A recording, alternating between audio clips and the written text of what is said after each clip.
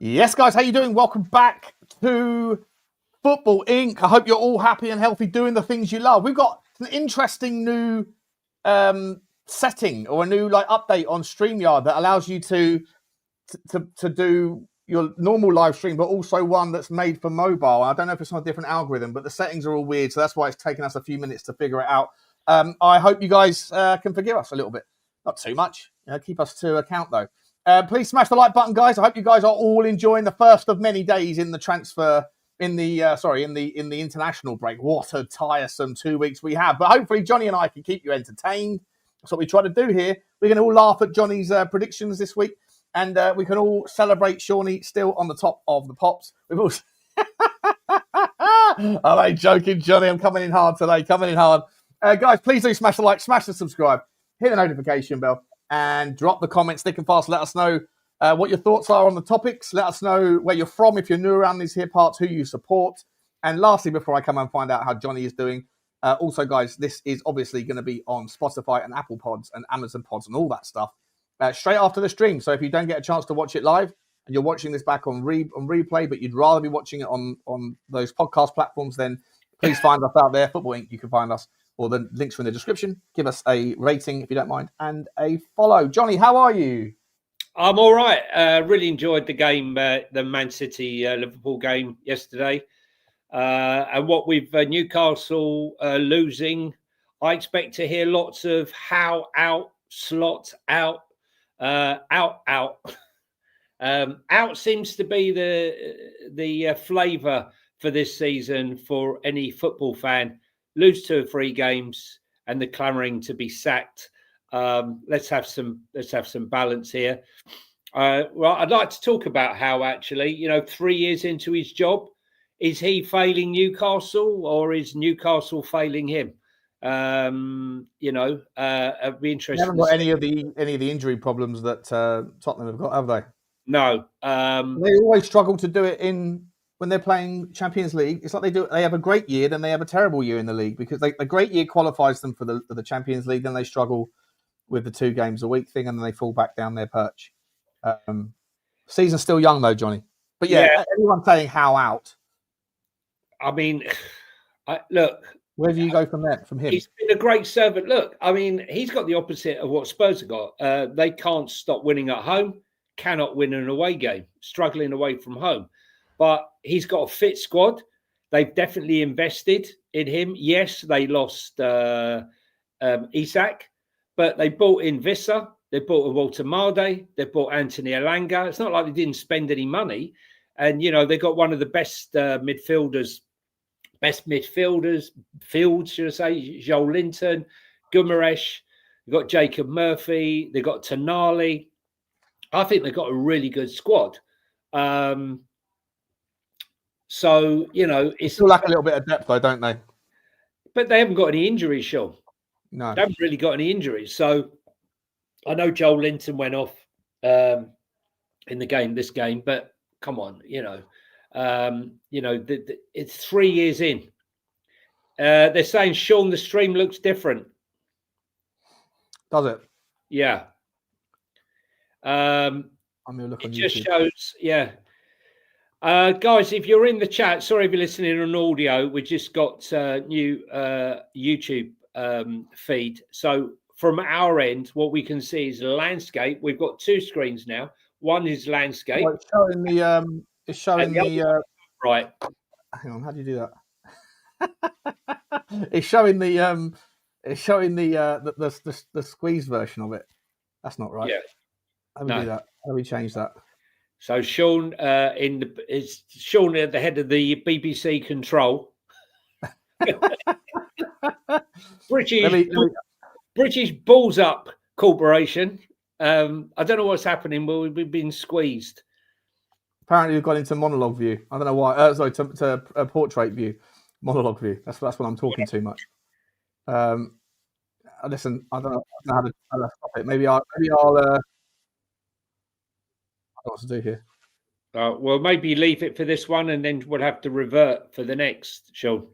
Yeah, I'll see if I can figure it out during the stream. Carry on talking about the stream, about the content. Yeah, no. So I just like to know what you guys in the chat on the stream or an audio, whatever, please let us know. Have Newcastle let down Eddie Howe, or has Eddie Howe let down Newcastle?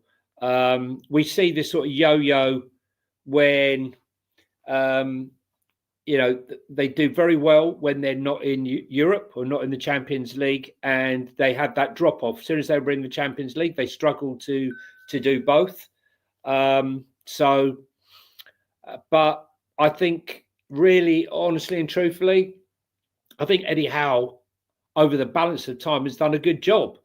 Yes, he has. But this season, you can't question. I mean, they beat Athletic Bilbao quite comfortably at home. But let's be honest, I think right now, where the way Athletic Bilbao are playing, we saw how Arsenal absolutely disposed of them.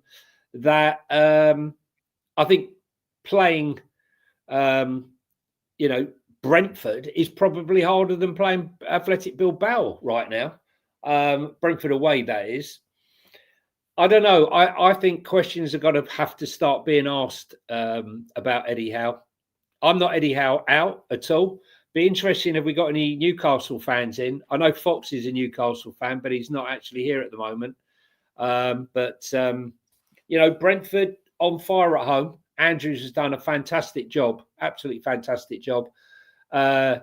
Kobe with that, with his throw. I've never seen a throw like that, Sean. I mean, it puts Delap's. Coyote, yeah, it's unbelievable. It's better than Liam Delap's, mate, or better than Rory Delap's. Sorry, Rory Delap's throw. Yeah, it has a trajectory on it. I mean, listen, he was brought in, Andrews. That's the funny thing.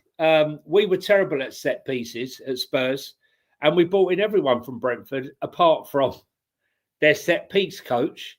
What we did, we had the guy who was there beforehand, before Andrews came in.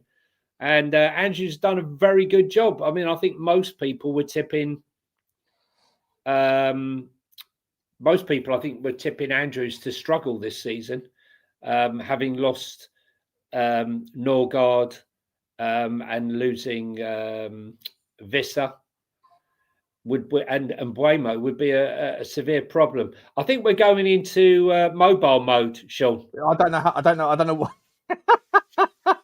I don't know what's going on. StreamYard said when I set the stream up, it said just recommend this to just hit this button, and it should create two different streams, one for desktop and one for mobile, which is why, Johnny, we can see it side by side.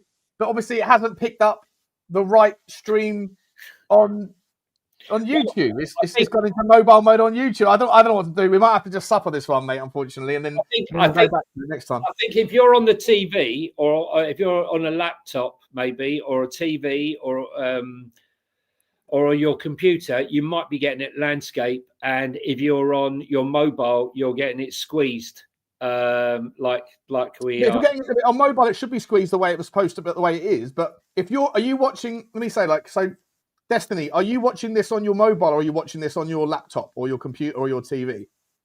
And the same with you, Adam. Are you guys watching it on your mobile? If you're not watching it on your, if you're watching it on like a computer or a TV, are you seeing it normally? Because when I go to YouTube, I'm seeing it in on my computer. I'm seeing it in a weird mobile view. Yeah. See, Tom Kingdom says I'm getting mobile. James is saying I'm seeing side by side on the TV. Magic is saying, sadly, I can see you.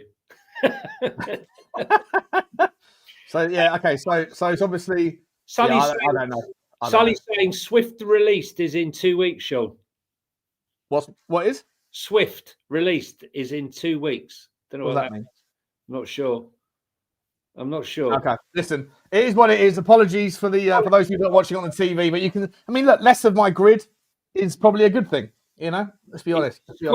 His boat's been squeezed. Right. So, what are your thoughts quickly on before we moved on? Listen, I think most people thought when the Saudis came in with all the gold that they could eat, that Newcastle were just going to flip the switch, and we were going to see Messi, and we were going to see Mbappe's, and we would see everyone at St James's Park. But thankfully for FFP and PSR, they couldn't just ride into town and take over the football world. But they have backed him, Sean, have they not? Yeah, they have, but they lost their big player. I definitely think that the Isak thing is kind of throwing them out a little bit. The Voltamade's been, excuse me, very good, but he's not the same sort of player. Like he's a connector, whereas an Isak is a game changer, where he can just pick the ball up and do whatever he wants. And with that, I think comes a bit of confidence for the rest of the team. It's just there's going to be more work. It's going to take a little bit of time for Newcastle to resettle in. They also haven't really seen the benefit of Vissa yet. I'm sure when he gets better or he gets fit, he'll be a good element, a good introduction to their model. And I think that, like, apart from that though, like Newcastle, they've bought some cracking players. Like Malik Thiaw at the back, he doesn't play very often for them, but he's a brilliant player. I'm surprised he doesn't play more often, but maybe that's just an acclimation process, assimilation process. I think Newcastle will be fine, mate. I do, but they've got to arrest their away form. Like Tottenham have to arrest their home form. Newcastle are brilliant at home, but really bang average away from home. They just don't travel very well. And I don't know what that is. I'm not good enough at understanding the psychology of footballers to know why it is that they can be such a good team at home. Do they just rely so much on the energy of their crowd? Or maybe conversely, do Tottenham get so pissed off with the energy of their crowd that they rather go away from home? Well, because they get fantastic support away from home. I'm sure the Geordies are great supporters, home and away. I can't believe they wouldn't be. It's just, I think there's certain narratives. If you listen to the press, Sean, I do believe half the time there's a narrative flavour of the month. There's an excuse for one manager and no excuse for another. I think on the radio today on Talk Sport, I'm not sure who it was, but they were saying they were praising Thomas Frank and the fact that Manchester United and have a go at Ruben Amorim. He said Amorim's had no game to play all week. He's had the entire week to work with a full squad with no injuries, Sean, for this game, but for the game that happened on Saturday. Yeah. Thomas Frank is trying to juggle non-stop issues, loses Kudos at the last minute, loses Muani at half-time and still manages to get a draw. And yet he's been vilified in the press. Yet Amorim seems to have got off like he's slowly turning the corner with his team whole week with no injuries. Yeah, you know how I feel about United. I think that they're bang average. I think that they're there for the taking. But I think with the Thomas Frank, the people that are frustrated with Thomas Frank, it's not because of necessarily the United game. It's because of the other games before it at home. And he didn't necessarily. He's had injuries from the start of the season for sure, but they're adding up now. Whereas previous games, Bournemouth, Villa, Wolves, they weren't as bad as they are now. He did have more options, and he still set the team up in a very much, in my opinion, the way I see it, as a not to lose system. And I think that can be frustrating for a team or for a fan base. Is that counter-attacking football? No, I don't think it. I think it's more. Isn't that what it is? We're not a counter-attacking team. We have more possession most of the time than the other team, especially at home. But I think we're set up with a reluctance to play people forward. This argument, let me show you something. This argument, right, about the midfielders and that they're like, what else do you expect? If you're going to compare our midfielders and their data, their stats, which is not always the only way to go about it, right? But let me show you Bentancur, for example, right? Now, this is not me having a crack. This is just me showing the setup, right? I want to show Bentancur versus. I'll do this. What's going on here? Midfielders. Here we go. So, put this up on the screen. Having a full squad team, having a full setup, full team, not having to play square pegs in round holes, allows a lot of players to play their true game and their full game. Whereas at the moment, this is Bentancur's season, right? This year, okay, doesn't look great. I'm not even going to compare him to the likes of Locatelli or João Gomez or potential solutions. João Gomez. I mean, you can put João Gomez as having a great season. Meanwhile, they're bottom of the table and won the game. No, I know. I'm just saying that if the argument for me is, I'm hearing is, what else can we do? The players aren't good enough. Like the midfield is what it is. We haven't got a ball playing, and I agree to a point. I do agree to a point. Right? I think that we do need a different profile midfielder. But if you just compare Bentancur this season with Bentancur last season, then look at that. right? He's twice as progressive, twice as many key passes, twice as many forward pass percentage completions relative to other people in the top 5 leagues, twice as many forward passes relative to other people in the 5 leagues from last season to this season, twice as many possessions won, more dual percentage carrying, more like he is a better player last season than he is this season. And so, and I just want to like show you, like, do you not think, Sean? Can I ask you a question for context there? Do you not think last season when you're playing with a Solanke or you're playing with, you know, more of a full set with Maddison or whatever, or Kulu, whoever, they're various stages players that come in and out, are granted. But I think, you know, there are so few options. The same with Xavi Simons. Like when Xavi gets I'm not talking about the option. I'm talking about the same player that has been fit and how he is being set up to play. Same with Pape Sarr. It's exactly the same story. Right? The players that are playing now, they are being set up in a way. I think it was clear against United and it's been clear against Villa. If you go and look at the heat maps, go and look at the data, or just go and rewatch the game and you'll see it. Xavi Simons is getting like thrown under the bus because of his inability to create magic. He doesn't have any support from the people behind him. And when we break, and this is not, I'm not talking about counter-attacking football in transition. I'm talking about possession-based football in slow build-up stages. The only time that Bentancur and Pape Sarr are allowed to progress past the halfway line is when we've had either a set piece or when we've had a prolonged period of horseshoe football. And then they can join forward. And then you get the back four joining onto the halfway line. During the normal base of transitional possession, they are not allowed to progress past Xavi Simons. And I think that the stats there, I'm not talking about comparing him to better players. I'm comparing him to the same player that he was last season that was given a different setup, a different style of football. That Thomas Frank doesn't know what he's doing, or the players aren't doing what they're told? No, I'm just saying it's by design. Thomas Frank is designing the strategy to not to lose, to be more pragmatic, to be more concerned about what the opposition are doing. Do you think, right, that he wants to win a game of football, right? No, listen, mate, it's not about, this is not an attack on him. This is just an observation of how I interpret the game. And I'm saying that people are saying that we can't do anything more than we are. Look at the options we have. If we had a midfielder that was doing that pink version of Bentancur last season, we would be able to do more. The fact that he is doing everything he was doing last season at half of the frequency, or relatively half compared to other people in the top 5 leagues, it's the same player playing in a different position. You can't avoid. And when you finish the point, you can't avoid you can't.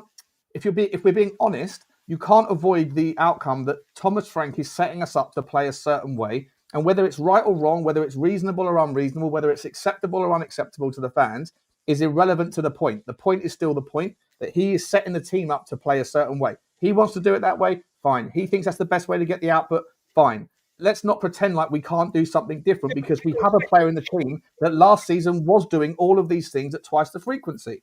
Yeah, and losing 22 games. What I would like to say is, though, I can't put any credibility to these numbers. There, obviously, that's just what's going on now.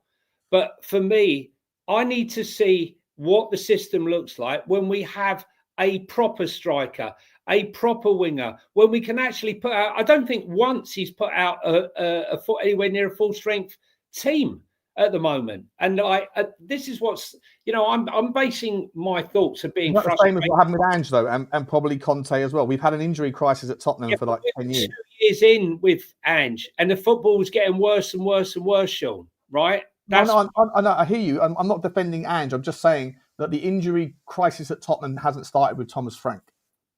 No, I didn't say it started with Thomas Frank. I'm just saying to you that, if you... Right. It's not like you can have 5 injuries, but they're 5 periphery players.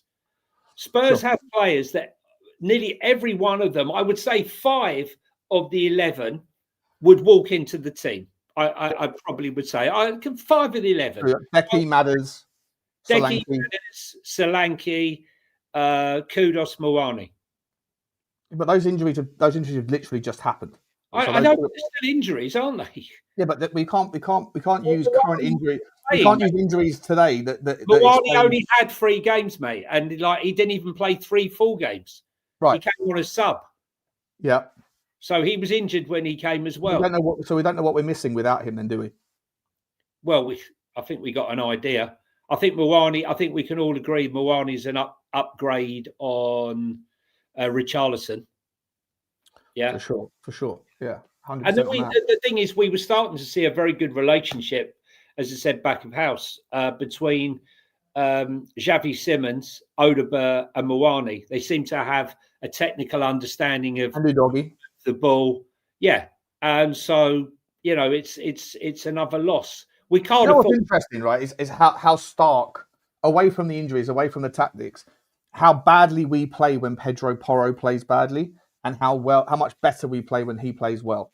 Because he is, when we don't have that passer in the midfield, that all-round progressive passer, he is a guy that gives us that option.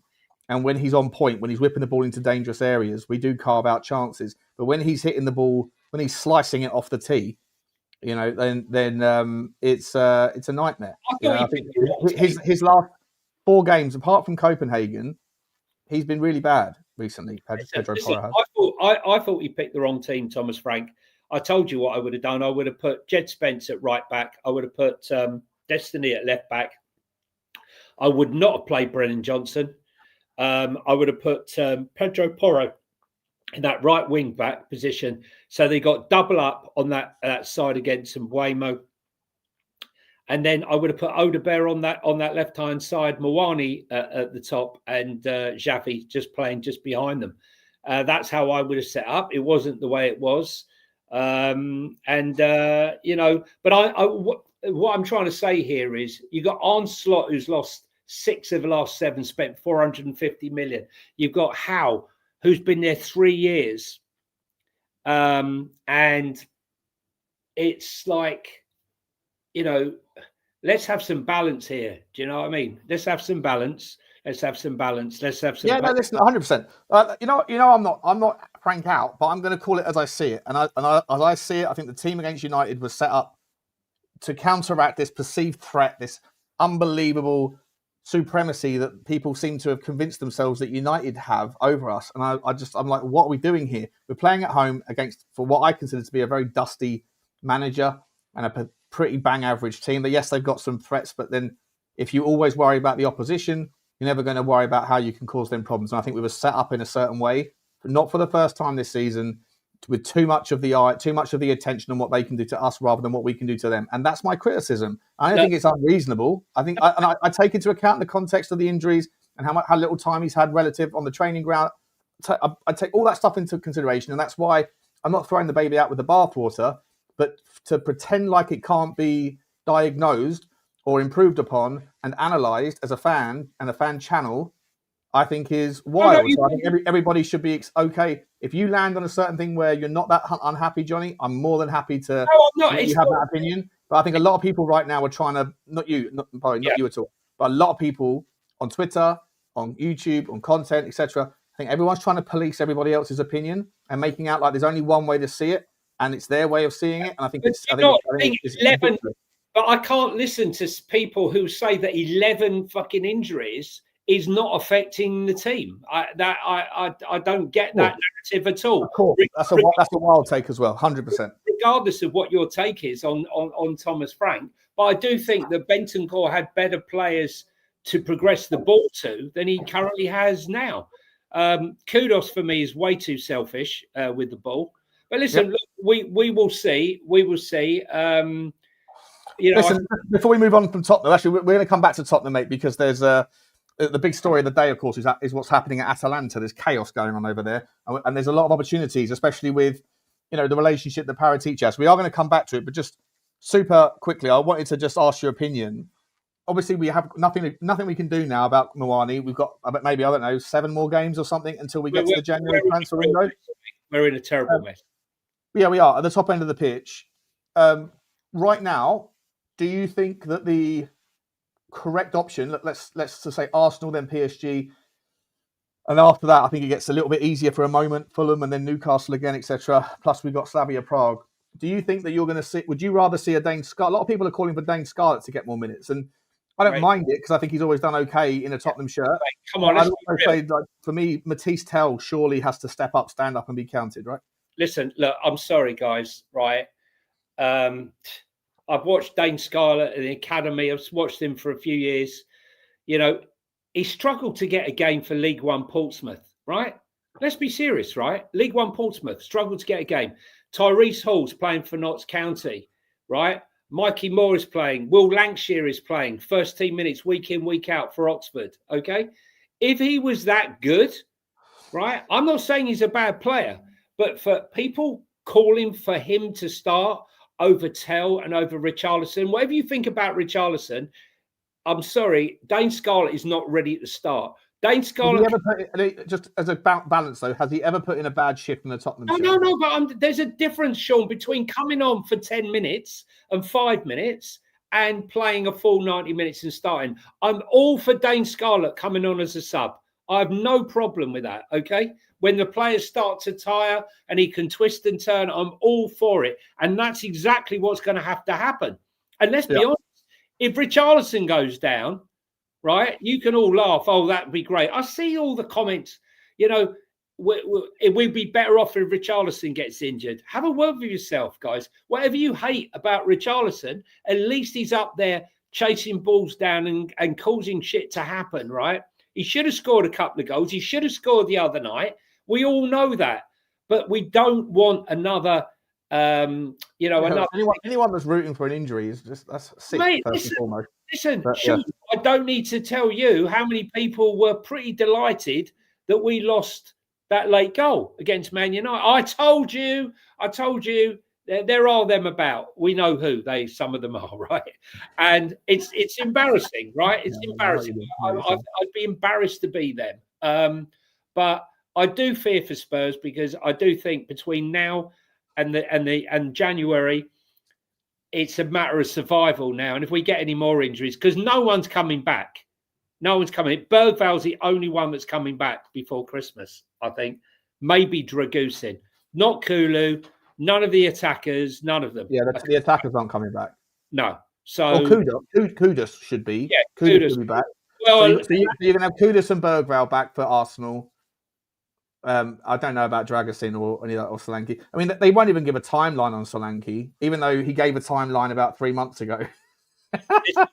Listen, even if Solanke was back in 2 weeks, 3 weeks. Yeah, he's not fit enough. He's nowhere near match fit, is he? He needs a pre-season first.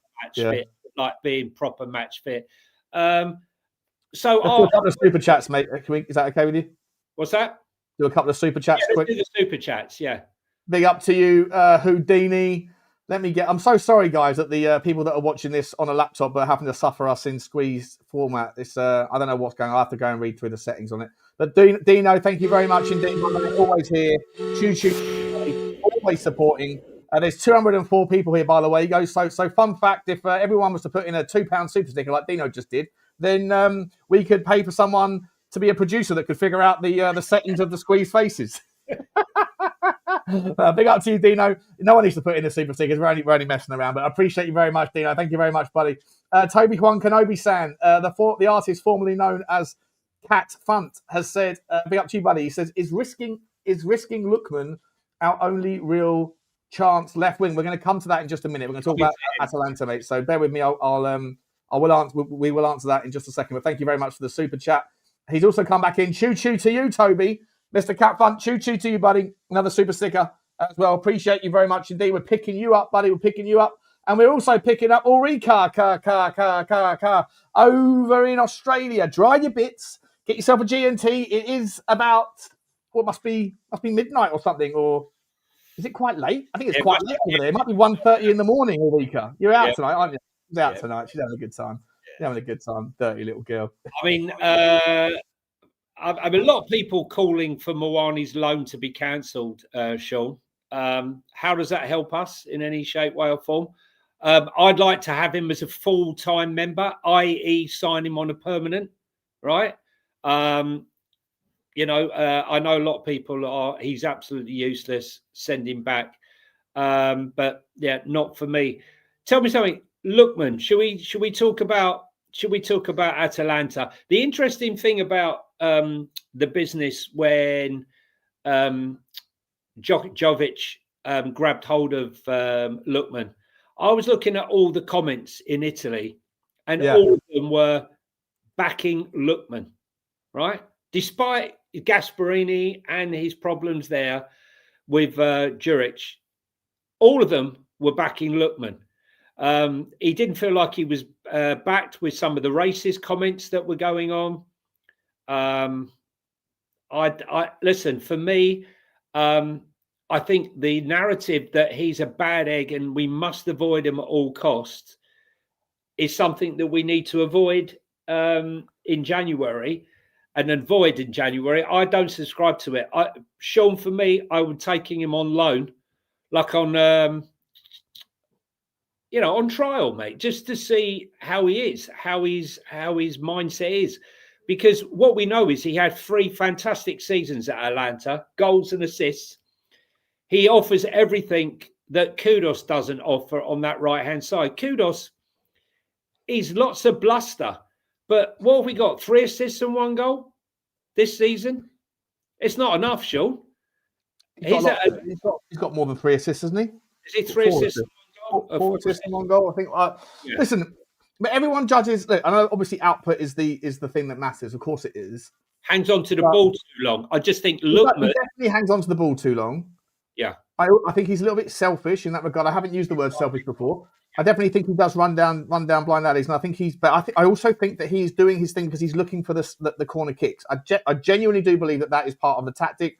People are seeking out set pieces, not just at Tottenham, lots of different teams, and I think that like I said before, I think I said it before the Newcastle game. I said if Eddie Howe is the master tactician, he would allow us to hit the ball in. He would tell his fullbacks if Kudus goes to the byline and he wants to cross it in, unless it's from a sustained build-up play where there's going to be 2 or 3 players in the box because there's ultimately just going to be Richarlison or whoever it is that's waiting there. And they did that. We only had 2 corners against Newcastle the whole game, and we really stunk the place out. So for me, I think that... Pieces, Paul Ricketts said Johnny doesn't like set pieces, mate. I love them. I've bemoaned the whole of last season that we conceded the most set pieces of any team in the league and scored the fewest amount of goals in set pieces. And we had a manager who said he's not bothered with them. We've now got the complete polar opposite. Foxy's coming in and said, that he's only got 1 goal and no assists. I know that, Foxy, but, he didn't start at the beginning of the season. He was dropped because he demanded the move. Atalanta were messing around. Listen, Atalanta have got a history of selling everybody on. He's also not playing every minute, right? He played 3 minutes against Torino. He played 73 minutes against Como. He played 82, 90 and 90 against Lazio, your team, Cremonese and Milan. And then he played half an hour against Udinese and 75 against Sassuolo. He hasn't hit the same numbers last season, but there's definitely legacy issues. There's 100% like some sort of resentment, some unwillingness to move past the dramas that happened with him and the club. Listen, Johnny, all I will say is I rate the player. I do. We tried to loan him on deadline day, and Atalanta said no loans, only sales. If that stance doesn't change, could you be getting into bed on a 4-year deal with another Ndombele type player? Or do you want that? Look, I'm not 100% sure he's an Ndombele. Look, we know he had trouble with Gasparini, and we know he had trouble with Juric. But I mean, Juric's behaviour was disgraceful. You like grabbing hold of a player like that by the neck in front of everybody. Come on, that's you can't. You're not going to be blaming him for that, and he's got the sack. So it's obviously, he's the one that's paid the price for that behaviour. And he was shit at Southampton as well. Let's be serious. So, I think Atalanta are about to get Palladino, who is he was the manager of Fiorentina. So, interesting, right? Another clean slate. Does that mean that? There's chaos, right? Like Juric is being sacked. Lookman's removed himself. He's disowned everything to do with Atalanta on social media. He's removed all of his attachments to it. He's unfollowed anybody, apparently, allegedly. He has unfollowed anybody that he was following that has any relationship whatsoever to Atalanta Football Club. It is toxic as hell, mate. And I don't know if you want to get on back. Listen, I rate the player. I really rate him. But When he's happy, do we know what's going on, though, Sean?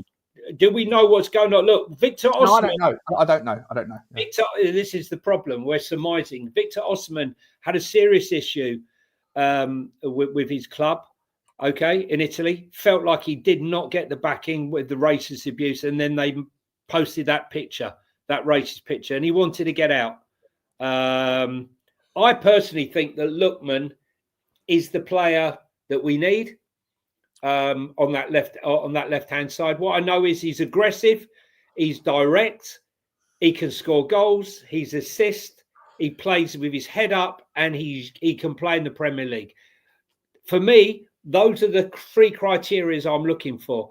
If I can get him, I've wanted him for like this guy in the chat here, Angebal Juans, whoever that is. Sean, shut up. He's a good lad. He just wants to better himself and wants out. Bro, I've been on board Ademola Lookman's coming to Tottenham before nearly everyone. You know, I looked him up. I found him on. I didn't find him, but I looked on Y-Scout like in May, I think it was, or April, and I was saying there's 3 players we should be looking at. If we're looking for a player that does what we need, it's either Garnacho or it's Anthony Gordon, who you're never going to get. Although I do want to talk to you about him, Johnny, in a second. Or Ademola Lookman, like in terms of reasonable targets, and everyone said I was a donut. So I'm not. Please don't think I'm saying it. I'm not anti-Lookman, mate. I'm just saying, is there a consideration that the guy? There's problems that follow him, Johnny. There are problems that follow him. Germany. Listen, the players that come from Italy do better than the ones playing from Germany. You know, I mean, Tonali came straight in, bang. You know, I think I rate Italian football more so than I rate German football currently at the level of teams and stuff, competition. Like for me, you know, all this links to Savinho. Savinho's the one, 80 million pound. I don't see 80 million pounds worth of footballer at the moment. I see him coming on for Manchester City, making stray passes, you know, not quite. Savio. Huh? Savio. Savinho. Yeah. I've been unimpressed when I've seen him this season. Yeah. But I mean, it's not to say he won't go on to become a great player, but Spurs need players now. And what I know is, what was it? Average of 15 goals a season. He got 24 GA last year. Lookman did. Yeah, I mean, like, whilst also having arguments with his manager. Yeah, I just look.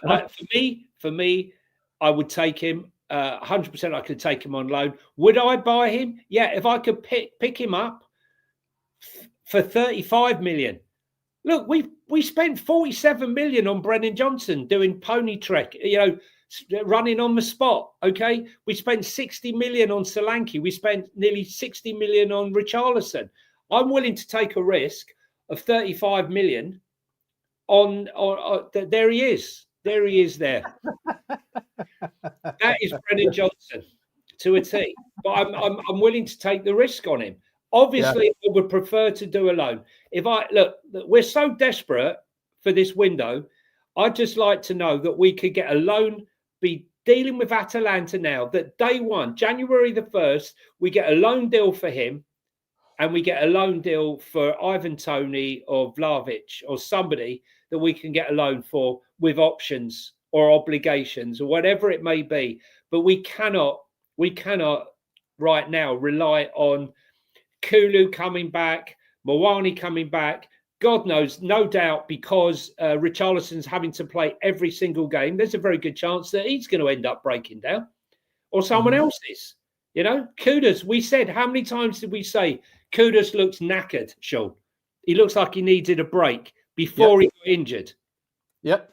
So, anyway, look, I think Atalanta has got big problems.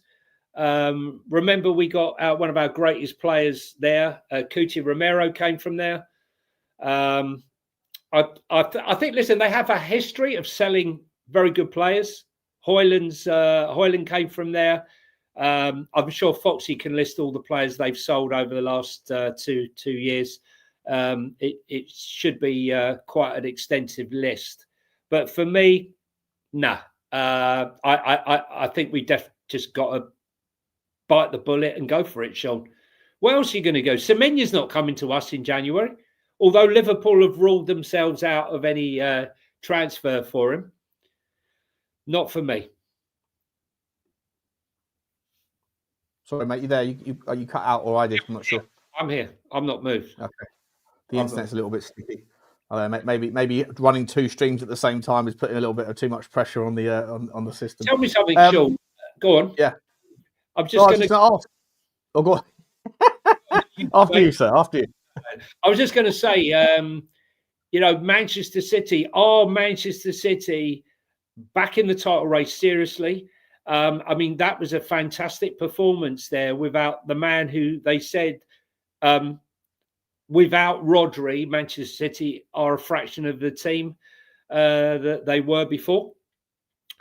And we saw Gonzalez in the middle of the park there. Yeah, they've got to keep him fit, mate. They have to keep him fit, first thing. They have to... Rodri or Gonzalez?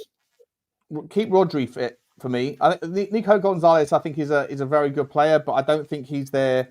I don't think he's anything like. He's not. He had a good game yesterday, but I don't think he's quite as good as Rodri. Well, Rodri wasn't even in the squad yesterday. Right. And what I'm trying to say here is that the argument has been made that without Rodri, Manchester City can't function properly. There's the engine's taken out. You got a beautiful ship with no engine to drive them on.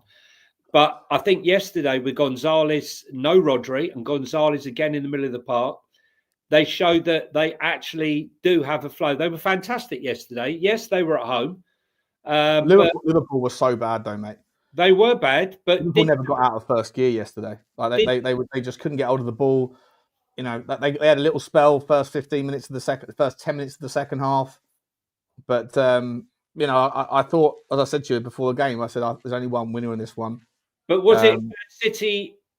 Was it just Man City playing okay and Liverpool bad, or do you believe? I believe that Manchester City played very well, and we can see signs of progression. We can see Phil Foden's coming back into the fore. We can see Ryan Cherky's just coming back. We can see Haaland's. They're definitely getting into a bit of a groove. I definitely think the Man City, Haaland is so reliable, right, for them. Yeah, but what I would say is, Doku's incredible. But I do think that Liverpool were just shocking, Johnny. I think Liverpool, like City, weren't even pressing them and they couldn't string a pass together. I just think that the elements of Manchester City are coming in. And what they did look yesterday, they looked very, very fresh. Yeah, They looked full of running. Whereas Liverpool looked very leggy, very lethargic. I take that. But I'm hoping, for the title race, that Manchester City, I think they've got another tough game. I think they're away at Newcastle when they come back, which will be a tough test because, as we know, Newcastle are a different team at home. Yeah. But then they've got Leverkusen at home in the league, and then they've got Leeds at home. Sorry, in the Champions League. Then they've got Leeds at home, and they've got Fulham away, and then they've got Sunderland at home. They've got a decent run there. They've got a decent run of fixtures after Newcastle, haven't they? But then they've got Real Madrid away on the 10th of December. Arsenal have had a hard start to the season, but they're in the moment. Arsenal are in their easier phase. I'd like to applaud Sunderland though for their gritty performance. I thought it was a fantastic game, and I think the neutrals absolutely loved that goal. 100%. I thought it was brilliant that the Sunderland the club decided to move the advertising boards 7 feet forward. It's brilliant. Shithousery in the finest order. You can't help but credit them where it's due for recognising the threat and then nullifying it. Even though Sunderland also like to use long throws, by the way, but they thought that Arsenal's long throw is more dangerous than ours, so let's take them both away and then level the playing field a little bit. Granit Xhaka was absolutely fantastic, mate. I mean, he was so fired up for that game, and it was very good. He showed. Love to see them stand up, and I love the fact that we predicted it. That Sunderland, probably had the best window of the three. I'm happy for them. I think they need all the points now because of the AFCON. They're going to lose a lot of players. Apparently, they're not losing that many. I thought they were losing loads, but apparently, I haven't looked into it. Apparently, they're not losing that many. Some of the players that are African haven't actually qualified or something. So Not entirely sure, but yeah, they'll be absolutely fine, mate. Sunderland will be fine. I think Perchy was trying to say to me yesterday that Sunderland might get dragged into a relegation battle or something. I was like, what? Because I asked him I asked all of you guys the question: are the bottom 5 teams is that the relegation battle? That's where it's coming from. And Perchy said, I think Sunderland might get dropped into it. I was like, well, what are we doing here? They've got 20 points already, haven't they? Or 19 points or something? Mason's Adventures, I was meaning that Arsenal had their easy fixtures. They started very, very hard with a lot of away games against the big teams. Then they've had the easy run. Now they're coming into a more difficult run. But they have had the easier ones. Sunderland, listen, I know Sunderland, have been very good at home, but, if you're going to win titles, those are the games you go on to win. I thought Arsenal were fortunate against Newcastle at home, to be honest. If you remember that game, late game, 1-0, they were losing and scored 2 late goals. That's right. Yeah, I do remember it. Yeah. Yeah. I love Perchy as well. He's a great guy. So he's a nice guy, Perchy. Should we get down to the cooking, Johnny, where we go into the predicciones and then we can talk about a few other things? You can do. You can do if you want. It's about time we cook someone. Who's going to win this weekend? Got to predict the scores.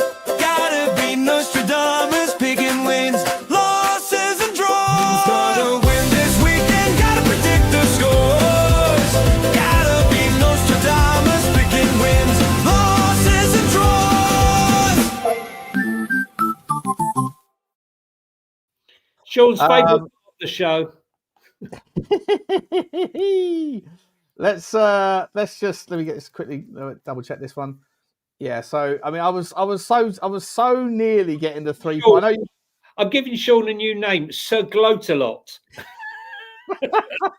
only in this department, whilst I can. So let's get going into the weekend, ladies and gentlemen. The bottom, the wooden spoon, bronze medal of 3. Was Jonny on 59 points. 68 points. 9 points ahead. 68 points was the chat. Big up to the chat. And then 6 points ahead of that is yours truly, Sir Gloat-a-lot. And then so there's a 15-point spread between Jonny and myself. Can be closed. Let's go through it. Spurs versus Manchester United. We've already spoken about a lot of these games, but Spurs United, 2-0 I said. You said 2-1. So just for clarity here, guys, right? Sean was calling me in case you missed it today, right? In case you missed Excuses FC. Yeah, and I called it. I was a second away from being spot on 3 points. That's how far away I was on that one. Yeah, it's a shame because at the end of the day, you only came out with 0 point. 0 point instead of 3 points. Thank you very much. We all had a home win, but none of us were right. So 0 point stays where it is. Everton versus Fulham. We all went for a home win. 2 of you were right, but the wrong scoreline, and yours truly bagged the 3 points with a 2-0. So I get 3 points. You and it was El Dan Torino that got a point each for that one. So we go to 3-1. Everton Fulham. I said 2-0. What did we say? You said 2-1, and so did El Dante. Okay. You're keeping tabs on me, mate. You're double checking, are you? No. The results up. West Ham Burnley. We all went for a home win as well. We were all correct, but none of us were correct score. I said 1-0, and you guys both said 2-0. So 1 point apiece each. Sunderland versus Arsenal. You said 2-1 to Arsenal. Let me guess. It was a second away. A second away again from another 3 points. El Dante said 1-0 to Arsenal. Yours truly went for a draw because I actually had faith in the actual outcome. And I went for 1-1 though. So I get a point and you guys get 0 point. So at the stage, I'm on 4 points and you guys are on 2 points each. Then we've got the Chelsea game versus Wolves. I went for 1-1. You went for 2-0. And El Dante went for 3-1. What was it? Was it 4-0 in that game, wasn't it? 4-0, I think. Yeah. So 0 point for me. but 1 point each for you guys. So you claw a little one back. Villa versus Bournemouth. I said 3-1 Villa, so it'd be easy peasy. You guys said 1-1 and 2-2 respectively. So unfortunately, 0 point for you guys, 1 point for myself. So I don't really think anyone saw 4-0 coming. They lost their captain early, Adam Smith, and they seemed to go to pieces. Semenya missed the penalty.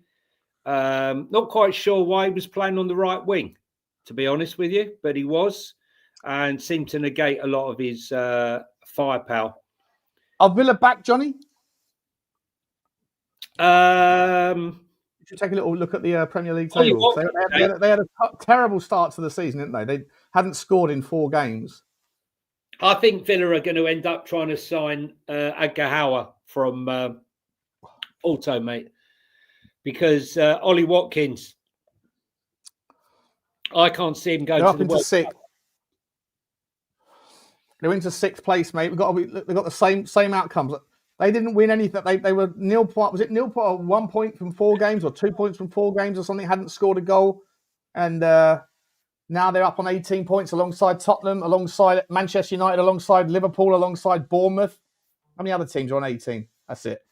5 teams on 18 points. It's so tight. Fourth place is 19 points. Mid-table is 17 points. Tighter than a Vickers left me. Honestly. Yeah, 100%. So, where did I get to? At least we're not getting cancelled for that one. Brentford versus Newcastle. Yeah.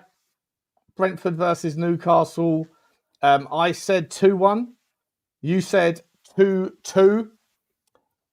Brave prediction, but ultimately wrong. And also El Dantarino went for a home win as well. So, yeah, Brentford were cool and calm, mate. No issues. Newcastle, we've spoken about them. 2 late goals. It was draw. The 78th minute Thiago penalty and the 95th minute. Is it Igor Thiago now? Oh, hang on a second. So you're saying 95th minute to make it 3-1. So you're saying that El Dante and myself were 1 second away from getting all 3 points? Not second. 3 minutes. Yeah, 3 minutes you were away. What's your question? Is Igor Thiago now playing himself into the World Cup squad? Mate, he's not making a bad shout, is he? He's doing all he can. He's doing all he can, and he's doing it very, very well. Really interesting player, and you have to look at that and think, Richarlison's probably sitting there going, "I'm cooked." Well, maybe does Richarlison get? Do you reckon he goes to the World Cup and just doesn't play?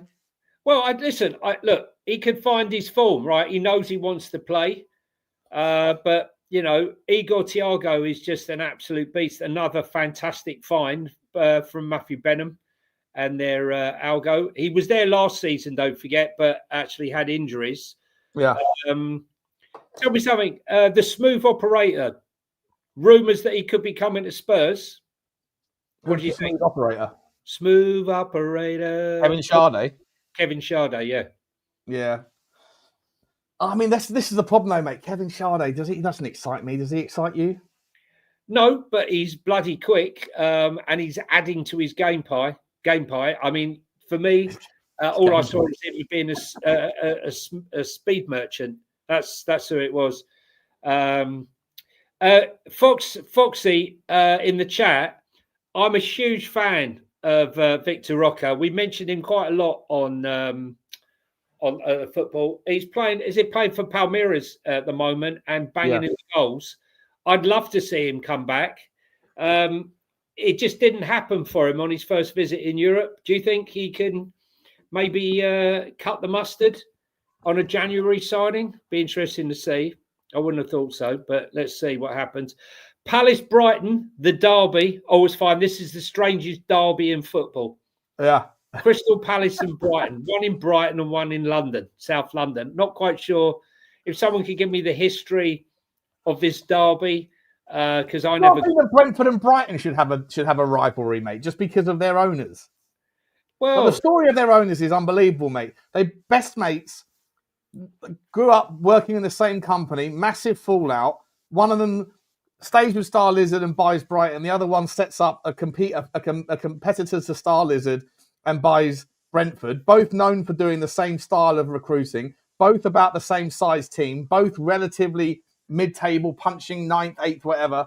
Like, why don't... And they hate each other.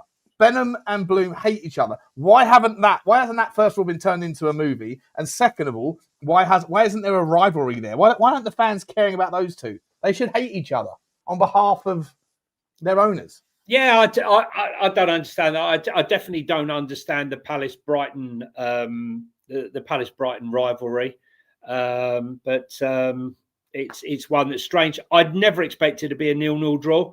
There were chances for both teams. There were penalty appeals and all sorts going on. But at the end of the day, 0-0 was the one I wouldn't have predicted. By the way, Foxy in the chat's come back saying that Rocco will 100% stay with Palmeiras for now. He's got the Copa Libertadores final coming up versus Flamenco. That one's not going to happen. Oh, by the way, Sean, I've just seen now on my YouTube upload, when you download after the show, post the story, I've got two. Definitely got two streams. Yeah, I don't. Definitely. I don't know what's gone on. StreamYard suggested just hit this button. It makes it easy. All it's done is made it terrible. Well, so we won't be doing this again. Brighton, what did you have? I said 2-1 Palace. You said 2-1 Palace, and El Dante for the chat said 2-1 Brighton. We were all wrong.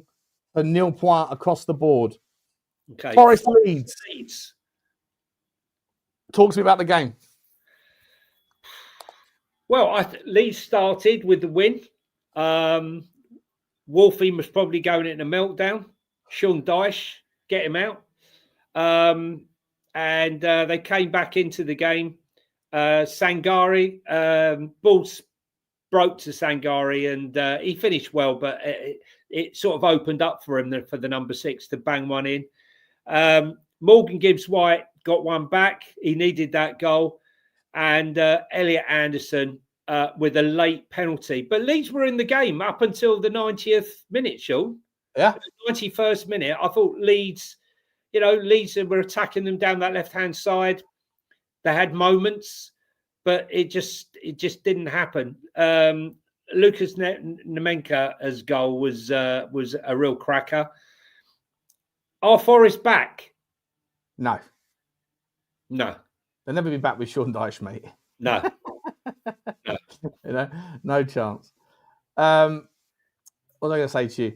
Yeah, so this is another game. If it wasn't for the last minute goal, you'd have had an extra 3 points. So at that stage, right? 2-1, didn't I, Sean? You had 2-1, yeah. So you could have you got 3 points when you could have had 9 points. So you would have had 6 points more than what you've got, which would have been a record for you this weekend, mate, if you'd got all the points you deserve to get.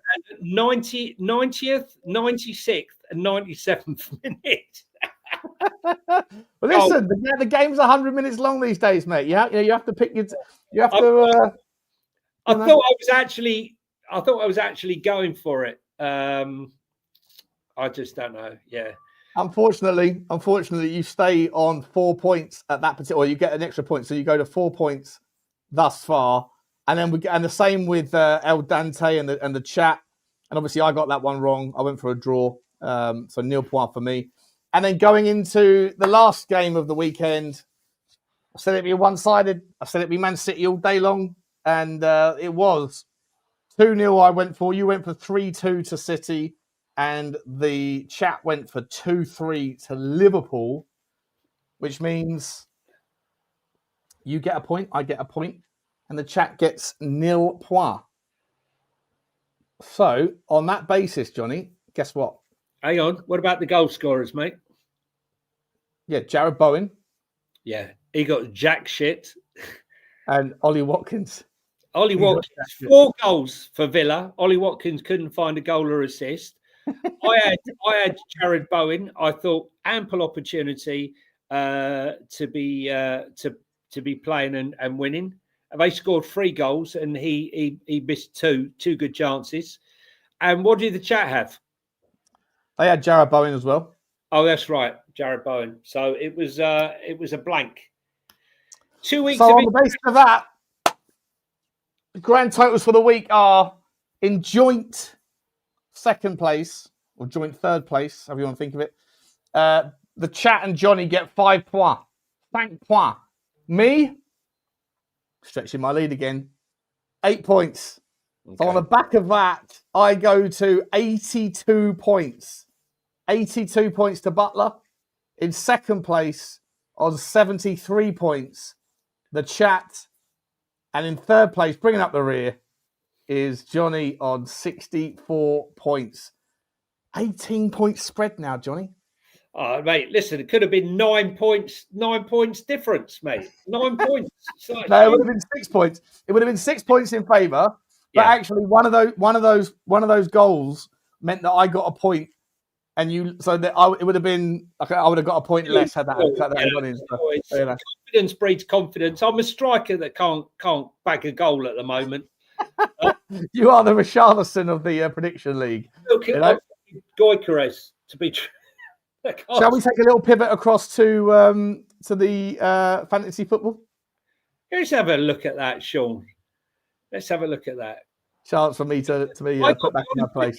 I never read the change of rules, Sean, properly. What change of rules? So I didn't realise. Okay, I know there's extra points now for defensive clearances, but I didn't realise you had 2 of everything this season instead of 1. So although you have 2 wild cards like normal, you also have 2 captains, 2 this, 2 that, 2 everything. Oh, that's why everyone's going so early. Correct. Interesting. Have you not used anything yet? I used the bench boost this weekend. I've not used anything, mate. Keeping your cards close to your chest. I'm like a virgin. Used nothing. All right, listen. Let's have a little look see before we go into the team. Let's have a look see at how do I do this? Status. How do I see this? Where's the leagues and that? Well, for those of you who are on who are watching on audio, hang on. Let's go to where is the? How do I see this? How do I go to this? Points. Here we go. Points. Where's the league? Where's the league in that? Here we go. Here we go. So I've jumped up to 323rd in the league. Let's start at the top though. Ladbroke Hotspur, a new leader at the top. And be safe, be lucky, peeps. Danny Boy 83. He's that guy we're talking about on Instagram, Johnny. Oh yeah. Andy Curialis is representing Be Safe, Be Lucky. We'll come back to him in a second. Anybody that Eric Callison's had a bit of a relatively poor week for his standards. Where are my boys? Here's Sully. Look at 701. Look at Ballers. Look at Ballers at number 6. He had a great week. Let's see what he had. 77 points. 13 points for Thiago. Very good. Yeah, that was what. And Buemo, Saka, Sarr, and Dye, Walter Marde, Haaland, Calafiori, Van der Ven. Okay. You can't see, are these triple captain it as well? Captain. Right. Okay. That was it. Saka. So 36 points he got from Saka. Wow. So it would have been 12 points. That's a good week. Yeah. Very impressive. Very impressive. Noel is a regular in the team. He had a bit of a stinker. 35 points. Not that bad. Saka's in there as well. He's got 3 Arsenal players as a Tottenham fan. I don't know how I feel about that. Well, wait till you see mine, Sean. Let's go and have a look-see. Whereabouts are you? I am sat right now in 213th place, having not played a single bonus. I'm coming for you. Ready to come up. Ready to shoot up the league, mate. 213. Here we go. 213. Carlos Kickable. There we go. 608 points. It's all right. 43 points. Baltamade, Pedro. It's solid, isn't it? It's solid across. And Saka. You've got 3 Arsenal players as well, you shameless little git. Where's your shame, Johnny? Hey, listen, I can't live in denial, mate. You know, you want to live in a river in Egypt, that's up to you. But for me, I had to bring in. I thought Declan Rice scoring lots of points from interceptions and stuff, but he didn't do it so good in this game. But listen, I'm out to do well. International 608 points. I'm How waiting. many's the top person on? Like 730 or something. It's not that I'm far. waiting for the international break, Sean, to see how many more Spurs players are injured. Hang on, you're only 608 points. You're 59 points ahead of me. I can track you down before Christmas. Nah, it's the long stretch. I'll just look at my thing. All you need is a good. Oh, I used my bench and all I got was 9 points. I fucked it massively. Yeah, Baltimore only got really the only reason I got points for Baltimore the other day was that little flick for the goal, the setup. But other than that, no. How did Haaland only get 8 points when he scored a goal? Because he missed the penalty, mate. -3. You stupid lanky Norwegian Viking. I had Semenya missed the penalty. Same. Yeah. Same. Yeah. So I think Walter Martin will be coming out of my team, and I think I might be having a Igor Thiago entering. You're turning up late to the party, aren't you? Yeah, I think I might. Nah, it's okay to be. I didn't do Crystal Palace last season. I had a lot of points on Muniz. But let's see. Should we go to the? Should we go and have a look at the any transfer news that's lurking about? Let's have a look. How do I get rid of this? This morning's, for example. Let's have a look. What's going on this morning, guys? Quickly, let me do a couple of super chats. Please do smash the like button, guys. There's 220 people here as always. Apologies again about the weird thing. Smash the subscribe if you haven't already. We appreciate your support. Let's have a look. El Dan Torino says campaign to sign Ravello continues. Ravella, continues here. Good player, very good player. Yeah, wouldn't mind him at all. Listen, we like the guy at Mitterrand, striker. He went off injured. I don't know if Foxy knows. He went off in the 56th minute. I don't know if it was just a precaution or at 3-0 against Celtic, or there was actually something else. Kelsey is asking how many participants. I think there's 400 and something. No, there's over 500. It's over 500, is there? Over 500. I don't know how they all find these links. I don't know. Some people must have just like some sort of scanner that scans for all links that are out there that are open, just drops them in case that anyone's stupid enough to give away freebies and prizes and things. I'm pretty sure Sava does that. I'm pretty sure Sava goes, I'll join my fantasy league and I'll give you a couple hundred. We'll give away a prize, but we'll give away a prize to someone who is in our chat and is a regular, in case it's like an interloper who's just found it and dumped their team in. Yeah, 100%. 100%. Highest positioned regular viewer gets a gets a prize. Let me quickly do the super chats, mate. Gareth Berg, Sweden. Big up to you. Haven't seen you before, mate. Thank you very much for the super sticker. Very nice of you. How is Sweden? Hello, Sweden. Jag hörte Sean, Gareth. How about that? I'm a polyglot. Let's talk about this. Ulrika Johnson, another Swedes, come back in, but she's out in Australia. Big up to you, Ulrika. Hope you're okay. She says, have you looked at the oligarch money in Turkey yet? No, we haven't, Ulrika. This is what we're going to do in the next 2 weeks, mate. And we've also got a wonderful new game to play, by the way. I'm going to introduce the. Can I do it? Is it ready yet? Is it ready to go? I think I've uploaded it. We've got a new game that we're going to be playing next week. Let me, Johnny, start the transfer stories, and I'll Arsenal have been told that if they want to sign Rafael Leao from AC Milan, it's going to cost in the region of 80 to 85 million euros. I'm surprised, Sean. I thought it might be quite a higher fee than that.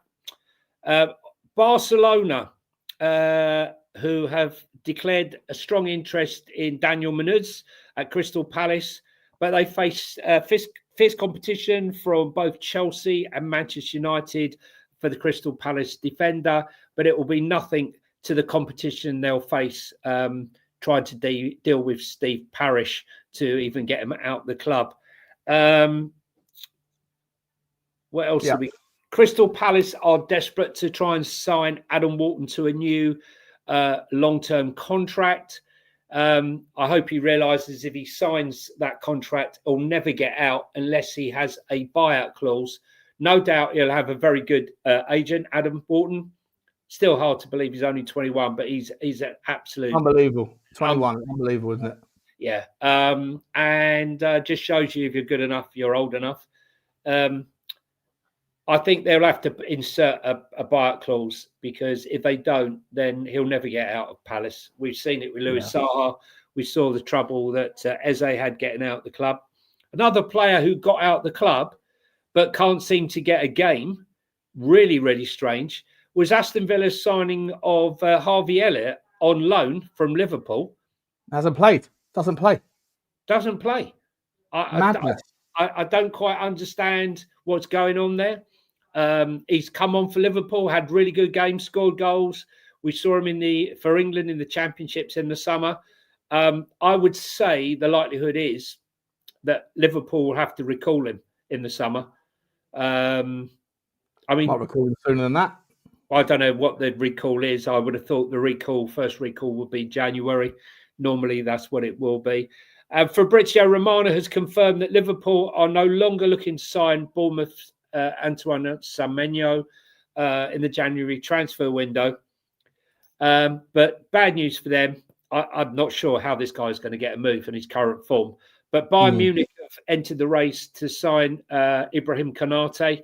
And despite being offered 2 deals by Liverpool, Konate still hasn't committed to the deal.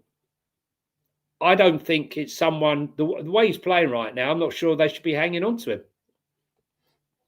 What are you thinking? I think part of the reason why he's playing badly, I think that Virgil van Dijk is playing horrendously as well. And I think that probably sort of, breaks the confidence of the relationship. I don't know what's going on with Virgil van Dijk, whether it's just time catching up with him, it's just an extra year, he's 34. Is he worried about the relationship with Konate? Is Konate's head gone? And therefore, relationship centre-backs are partnerships, aren't they? So is it one person being pissed off with the other for their head gone? Is it the other person looking at the other one and thinking, you're getting old and you're not good and therefore I can't do everything? I don't know what's going on at Liverpool. I think the whole thing is it seems very fragile. They seem very, very, very fragile. It's taken 10 games for Mo Salah to get back into it. All of their Florian Wirtz hasn't hit the ground running.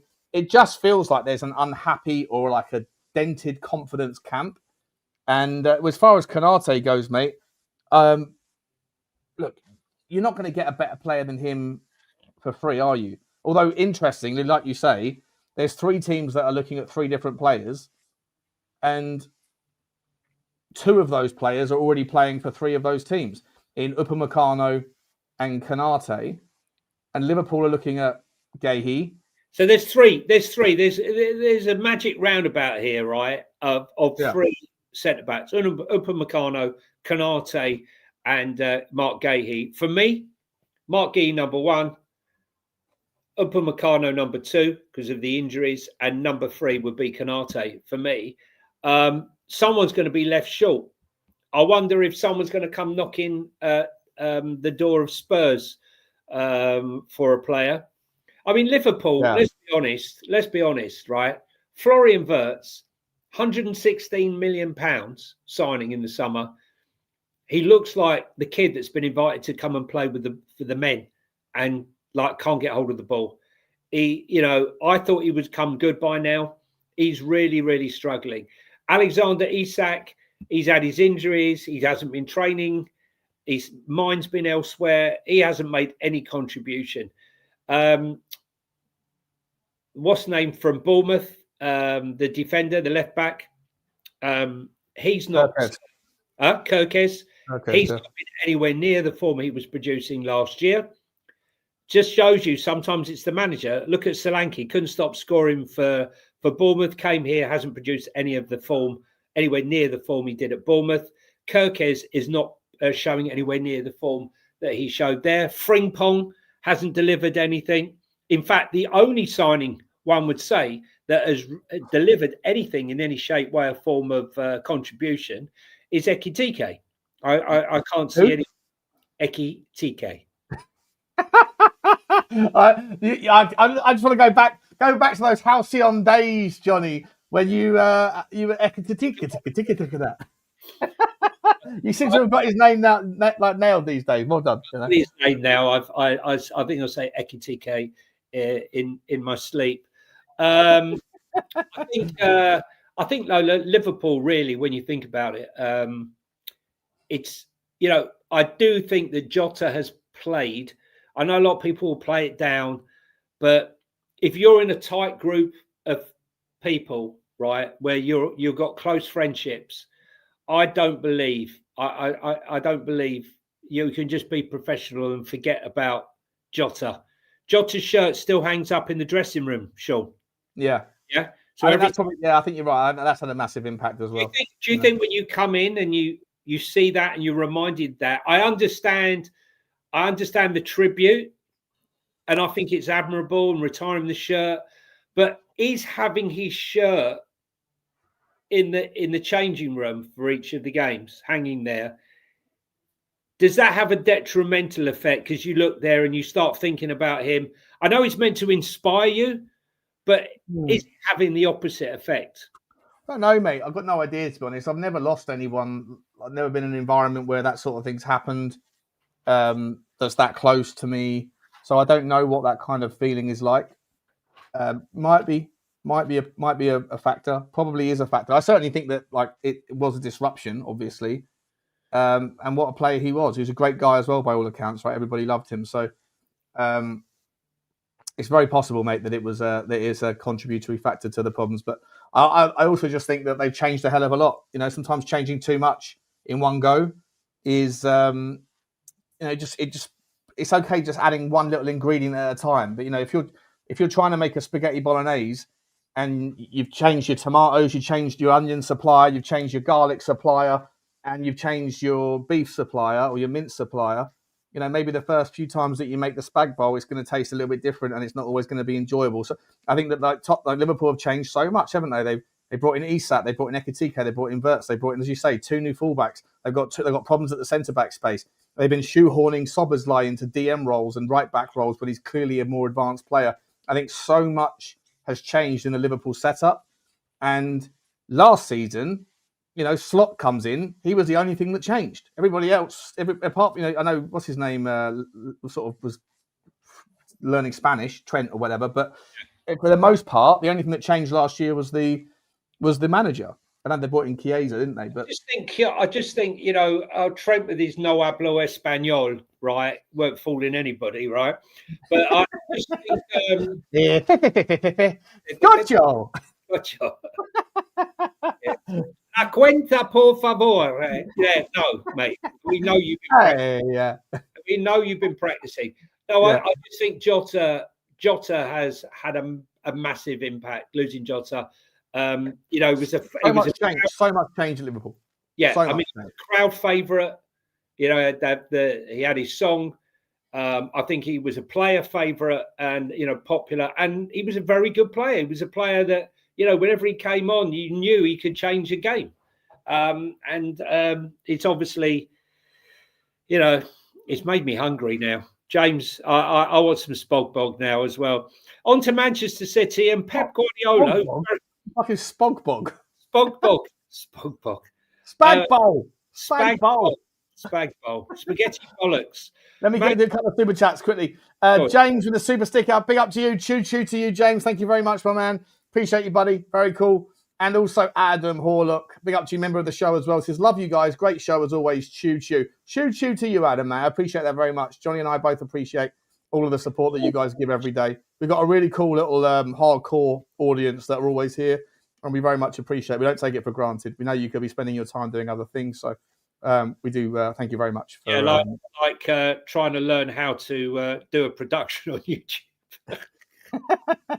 I'm joking. I leave it all to Sean. Sean's been brilliant. I'm just an also around here. Manchester City, Pep Guardiola is reportedly very unhappy with Erling Haaland's growing desire to leave Manchester City for Real Madrid.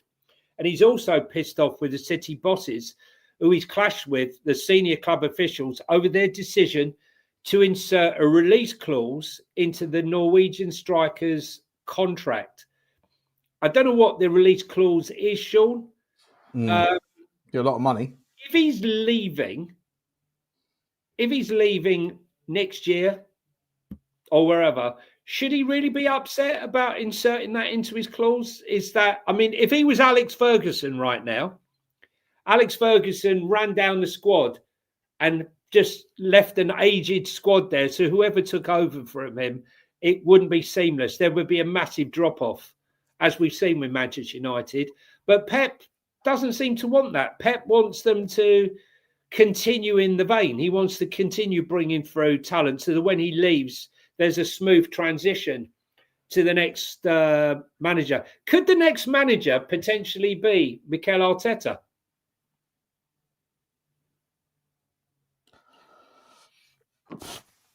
I think now he's so Arsenal, isn't he? I think that'd be a difficult one to see happen. Maybe, possibly. I can't imagine Manchester City with a different manager now. It's been so long.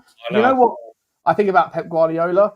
You know, we spoke about this before. Like back in the day, you could have long-term legacy style incumbents that would just be, you know, the kind of the life and soul of the football club. The likes of Nigel Clough, the likes of Alex Ferguson, the likes of Arsene Wenger to a degree, David Moyes at Everton. You know, those sorts of Jurgen Klopp, 7 years. But I think that after a while, you look at like Pochettino. I think after a while, sometimes if you're recycling the same kind of rhetoric, the same spiel, the same pre-match talk, all that stuff to the same players, I think it gets a little bit stale. I think one of Pep Guardiola's great strengths is that he's always tinkering his system, sometimes to a fault. Like last season, it was a disaster. But generally, he never really rests on he's always refreshing something. He's either refreshing his particular style of football, his particular way of playing, or he's refreshing the players that are listening to it, so that even if he's here for 10 years, it never gets boring for the people that he's talking to. And I think that's so it's very rare. It's very unique. I think that most managers get a little bit kind of comfortable, and they don't think that they want to, especially ones that are successful, they probably don't want to have to change themselves. And so they'll just, you know, at best, they'll change their personnel around them. But I think Pep does a little bit of all of it, doesn't he? He tinkers with his system.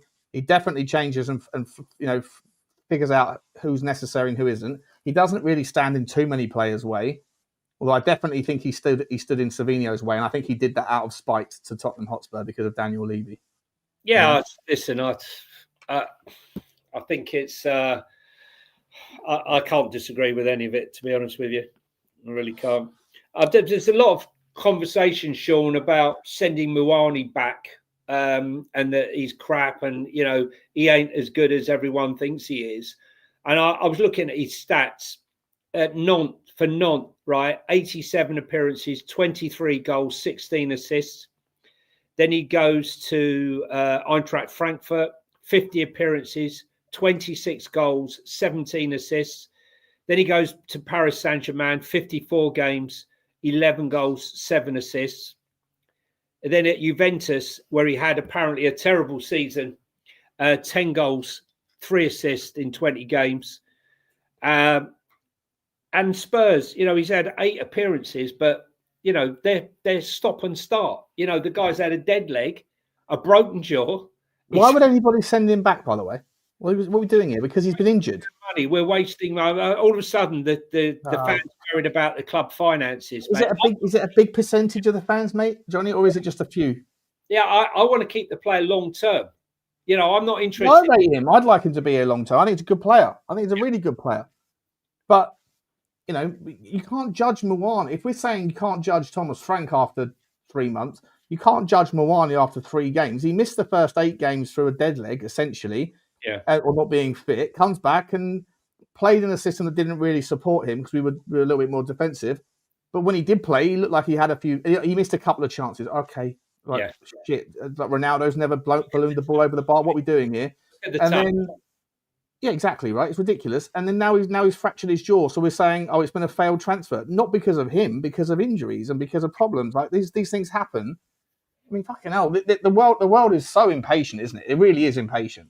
I mean, a player like this, who I've wanted for such a long time. I mean, I miss out on Hincapié. I miss out on Eze. I get Mawani, who I'm like over the moon about getting. And then what happens? We end up, he doesn't start because he's got a dead leg.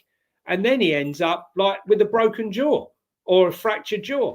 Do you know, can you play? Because I fractured my jaw when I was 18. I got in a fight. Sean, you think you're going to wear a chin guard? I don't know. Because I always thought if you, I got hit around the head with a metal bar, and I was playing rugby at the time. And Sorry, my jaw. You got hit round the head with a metal bar playing rugby? No. I got hit around the head with a metal bar in a fight on a Friday night in Kingston High Street. And it broke my jaw or fractured my jaw. But I was playing rugby at the time, and I never had the confidence. Like 3 months later, I didn't have the confidence to play rugby to like my full capability, because especially in the scrum, like your jaw's involved in, or your face is involved in the game. And so I'd imagine it's the same. But I was thinking, like, is there any way you could put something on it? I didn't have my jaw wired because they said you didn't need it. It wasn't a major fracture. But my jaw to this day still clicks. Like if I go skiing and it's really cold, like it's like, freezing or whatever, my jaw can lock as a consequence. And that's 25 years later. So I'm just wondering whether there's anything, like you can do it for a broken nose. You can do it for Petr Cech wearing a head guard. But is there nothing you can do for your jaw? I mean, otherwise people say, well, you can still play football, just non-contact. But if you're bouncing up and down, surely you've got to rest the jaw. If you're doing stuff, surely the jaw's going with it. So I'm not sure how much, maybe you can do bike work or stuff, but I don't know. I'm not sure if he can keep it up. But what I do know is that, we've literally lost our entire strike force at the moment. And I don't know how we come back. Well, I have to say, mate, step up Mr. Matisse Tell, right? A year and a half ago, everybody was talking, not even a year and a half ago, a year ago, everybody was talking about Matisse Tell as being the next big thing in football. Come on, Matisse. You're going to get minutes now. You're going to get a lot of minutes. It was a good goal he scored, Sean. Cracking goal he scored. He didn't do anything else. He scored the goal, and that was his lot. Erling Haaland doesn't do a lot else, so does he either, mate? No, I know. Haaland doesn't do a lot else either, does he? Some of these world-class players, Salah, Haaland, Matisse Tell. In fairness, though, Sean, backing up, they've got Garcia, they've got Phil Foden. They've got quality. They've got Doku. Ryan Cherky. Our list. They just keep going. Come on now, Lee. I knew there was going to be someone that was bringing in. I know Stell's going to be doing that tonight as well. He's going to be downplaying it because another deflected goal. Listen, if the deflection made that much of a difference, it would have been an own goal. It wouldn't have been a goal to him. A goal is still a goal. Which one's this? What's he talking about? Matisse Tell. Oh, it was a deflected goal. It was a deflected goal. Same as the one at Leeds he scored as well. Yeah, listen, I'm not sure. Listen, last bit of news before we go is that I know he's not the greatest source, but Fitch is still declaring that Spurs remain seriously interested in signing Rodrigo. It's a story that won't go away. I won't let it go away, Johnny. I've been talking about it every week since the summer. I'm not going to let it go. Everyone says I'm ridiculous, but I'm not letting it go, Johnny. No chance. Rodrigo to Tottenham. Let's get it done. We've been talking about it on here for 4 months. We've been going. Yeah. 4 months, I reckon we've been talking about it here. Yeah, June or July, I think we started talking about it.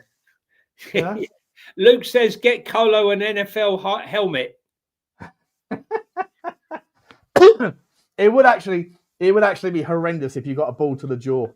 Talking about the NFL, absolutely gutted last night. I scored 101 points.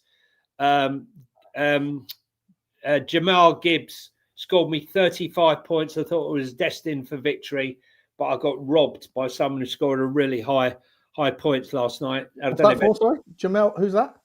Jamal Gibbs, the Detroit Lions running back. You're not really a fan of NFL. I love it, man. I used to be a massive fan of it. When I lived in America, I went to every single London game, and then when I moved to America, I went to maybe 7 or 8. Cost a fortune. I loved it. I loved the tailgating, but I joined the game a little bit late. And when you're in America, everybody's getting so stuck into like the draft and things, and it was all a little bit too much to like the amount of time you'd have to spend to really understand that game, to the detail in which you would have to be able to talk to people in the New York office or where I was working, who would be talking about this kid out of this college, and there's just so many fucking teams in the college system. I mean, I look at the draft picks. Last year I had Caleb Williams, who was number 1 draft pick as my quarterback. Didn't take him up this season. I went with Allen this year, and Caleb Williams has had a really good season. I love it. Basically, I love it. Are you saying, Johnny, that if I was to commit to dedicating to my time to go and study up on it properly, then we should start another football channel, another channel? Well, I think my son would be up for it. He absolutely loves it, mate. He could wipe the floor with us with players. I don't know shit, but I'll figure it out. I'll dedicate my time to it. I'll go and learn. Well, listen, anyone in the chat is interested in an NFL show, we can have an NFL show just for one, once a week while it's on. Once a week on Football Inc. Yeah, because it is Football Inc. and Inc. can mean inclusive, so we can include the American version of football too. How about that? It won't be including women's football. Sorry, girls. Yeah. We don't go that far. We don't go that far. Well, the line. We do not go that far. Right. Guys, if you're here for the first time, no disrespect to women's football. Some of my best friends don't play women's football. You know what, Johnny?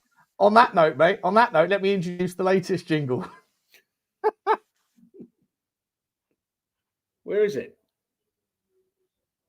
Oh. Here we go.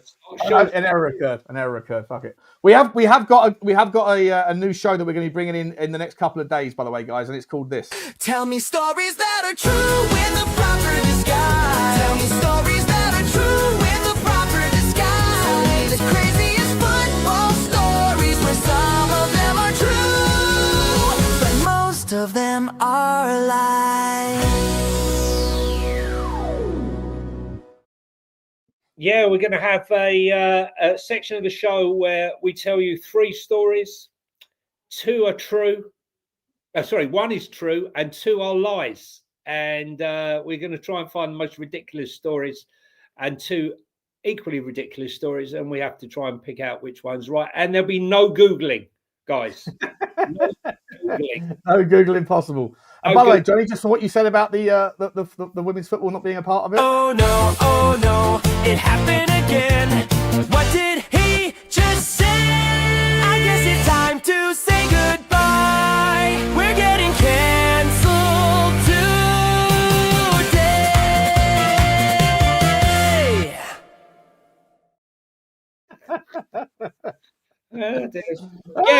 Last night making some more jingles. We've got jingles galore on this channel. You know what we're doing here. You know what we do. Yeah, we've been playing that one a lot. Something wrong. Something went wrong. You froze. We need more dancey jingles. Greek jinx, thanks. Geek jinx.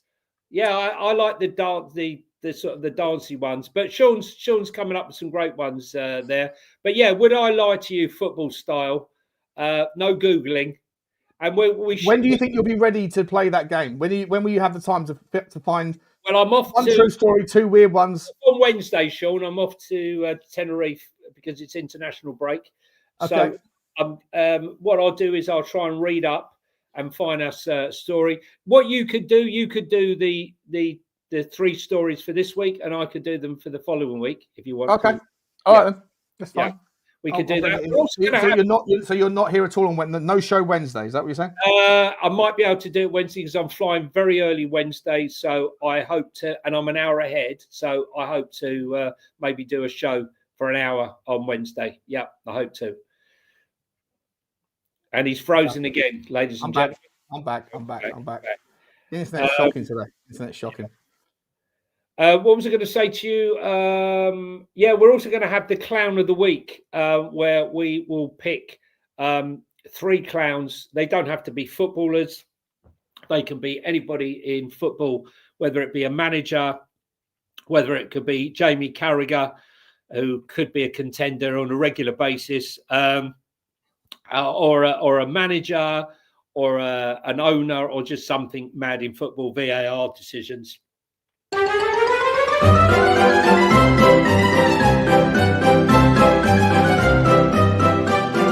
It's the clown show of the week. Yeah, Gary Neville. Jingle. We could have a quick one. We could have a quick clown of the week, or we should save it for tomorrow. Let's save We'll save it tomorrow. Save it tomorrow's show. Tomorrow's show. But we'll have a clown of the week tomorrow, definitely. Guys, thanks very much. A longer show than normal. Sorry, Sean, do you want to do the last super chat, mate? Yeah, big up to you, Daniel. Thank you so much, mate. Choo to you, buddy. We're picking you up on the super sticker train. Guys, you guys are so loyal and so generous with the super stickers, the super chats, and just the fact that you come back every day and listen to Jonny and I talking absolute waffle. We love you lot. You're fantastic, fantastic audience. We've got a nice little culture, nice little thing we're growing here. So appreciate you all. Jonny, I'll let you say goodbye, my man. Guys, thanks very much. If you're listening on audio, please hit the follow button and leave us a 5-star review. We know loads of you, more and more of you listening while you're walking the wife.